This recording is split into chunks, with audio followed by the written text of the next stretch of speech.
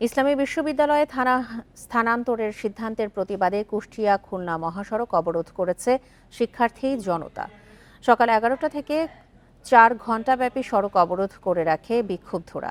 আন্দোলনকারীদের দাবি, এই থানাটি ইসলামী বিশ্ববিদ্যালয় সহ এই এলাকার মানুষের জানমালের নিরাপত্তার জন্য প্রতিষ্ঠিত হয়।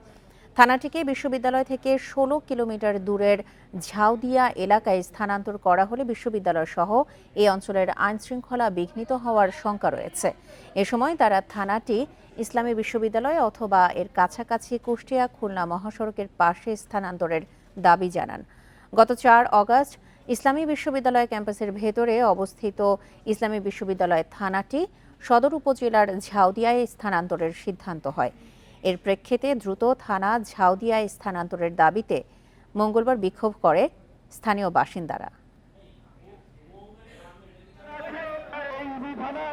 আমরা চাই না আমাদের এই ইসলামিক বিশ্ববিদ্যালয়ের প্রাণকেন্দ্র থেকে আমাদের ইবি থানা অন্য কোথাও যে থেকে অবস্থান করুক। তাই আমাদের ইবি থানা ইবিতেই চাই। এটা নিয়ে এখানে আমরা আন্দোলনে নামছি।